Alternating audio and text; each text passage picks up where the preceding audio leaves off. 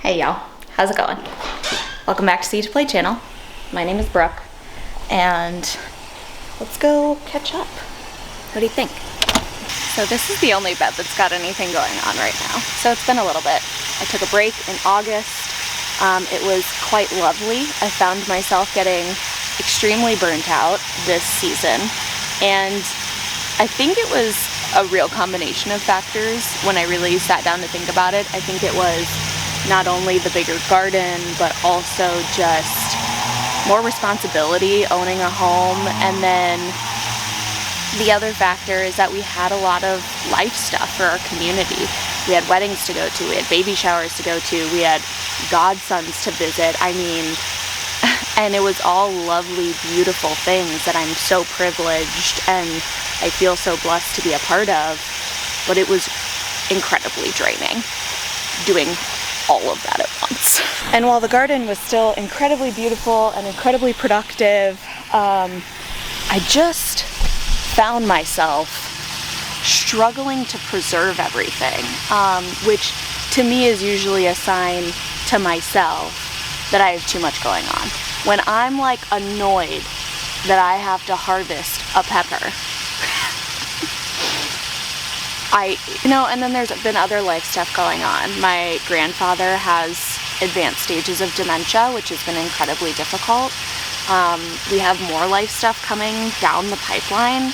We have to start planning our wedding. I mean, it is just constant. And for a while, I actually was thinking about if doing social media and doing content creation is even something I should be doing right now. And I've had quite a few people in my life ask me that, like, hey, is this really like a good thing for you with where you're at in your life right now?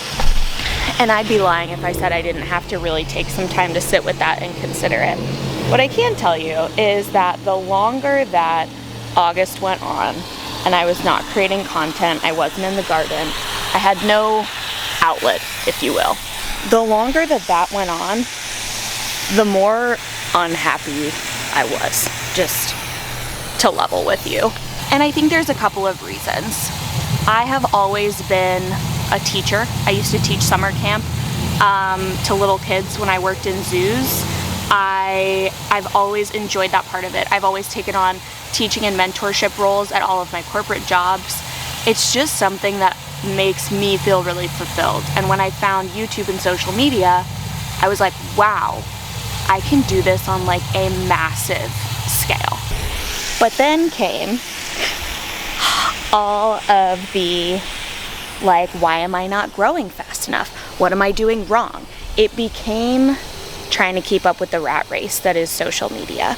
And it became trying to grow and like, maybe I could make this a thing and all this stuff. And that got accelerated by a few factors, for sure. I met some gardening influencers that told me I could do really well if I just grew in numbers.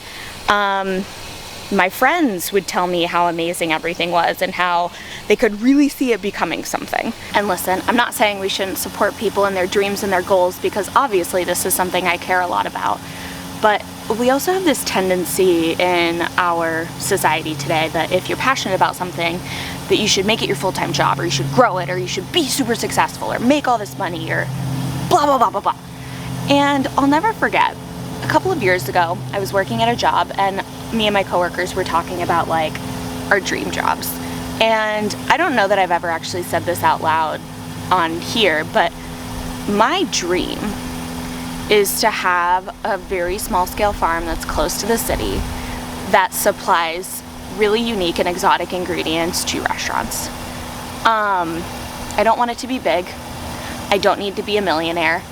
And I said that, and one of my old coworkers said, oh, Brooke's gonna be a millionaire before any of us. And I said, that's not the goal. Like, it never will be the goal. I don't really care if I make $1 million. I certainly want to be comfortable, but that's not why I do it. And that's not why I garden. And so I very much have found myself in my content creation getting very caught up in the numbers and the results and chasing that. all the time. And it's exhausting because I have a full-time job.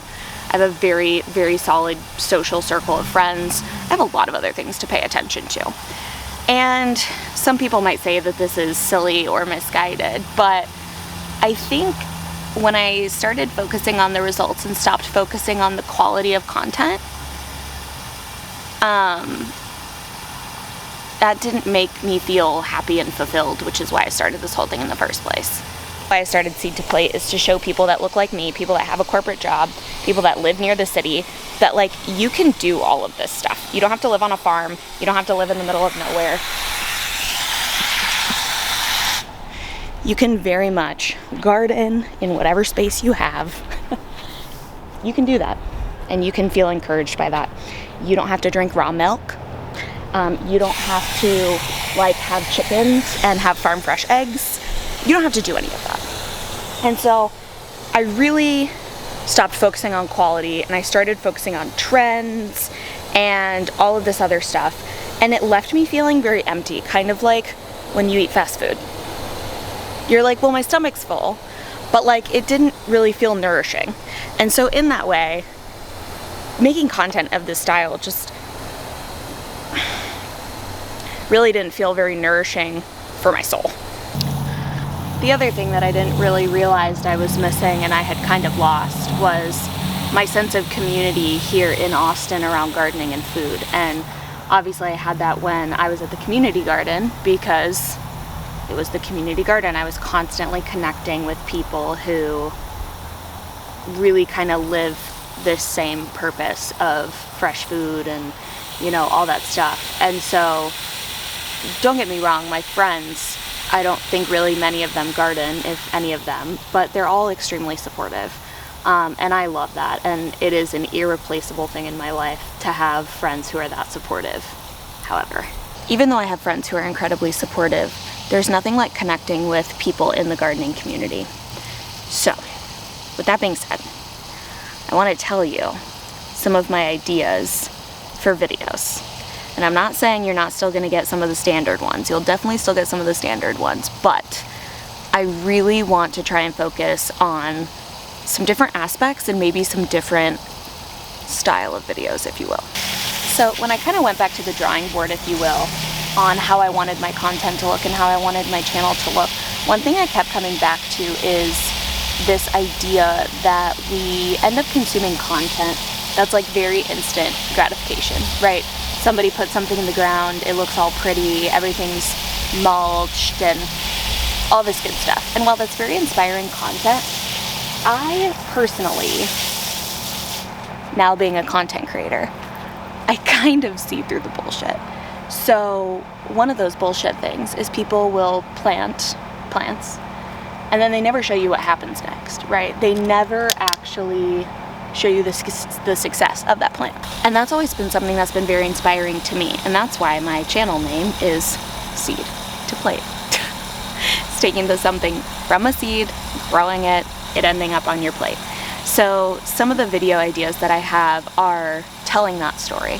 Here's where I planted the seed, here's how I took care of it, here's the recipe that I enjoyed when I finally got to harvest and eat it.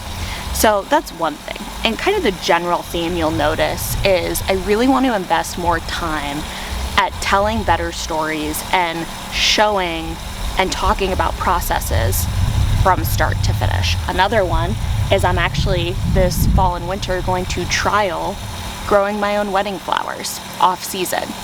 Because why not? I'm not getting married until December of next year, and I would love to try and grow my own flowers. Where this is all going is that I want to start making content that I feel really good about, and I want to stop caring as much about growth and about what the numbers say. And I love engaging with you guys in the comments. YouTube is by far my favorite social media platform. I find myself, anytime I get on the short form ones, it feels extremely toxic, and it feels just feels like I'm eating a bag of potato chips. And sometimes a bag of potato chips is a good thing. Most of the time, it's not. So, this is a very long way of saying that I'm not going anywhere. I want to show up here differently. I want to show up here better. And I want to show you guys from start to finish what some of these things look like, because I think when you see somebody do it, like the whole thing, to me that's way more inspiring than just seeing somebody put a plant in the ground. And that's how I get inspired. And so I want to provide that level of inspiration for you guys, and it also provides accountability for me. So stay tuned. We've got a lot of projects already kind of in the works. We're going to be installing drip irrigation. We have already started removing some of the rocks for the xeriscaping. So you're going to be able to see me transform a very large part of my yard into native grasses. I'm going to be building a rain garden for the spring. If we get really lucky, we might do a rainwater harvesting system. We're going to be taking care of the orchard. I mean, there are just so many wonderful things to look forward to on this channel. It just might look a little different than like the random topics and chasing the trends and all that stuff. And I feel good about it. It feels like I'm taking back control of my creative process, which is why I wanted to be here in the first place. So we're back. I don't know when the next video is going to be. And if you've made it this far, I would love your opinion in the comments. If I do these kind of longer videos where I'm showing you a process from start to finish, especially with something that's going to take months and months, even a year, would you want those videos in parts, in like 4 parts to show those progress, or would you want it all in one video? Let me know in the comments. Thanks so much for watching. Happy gardening, and we'll see you very soon.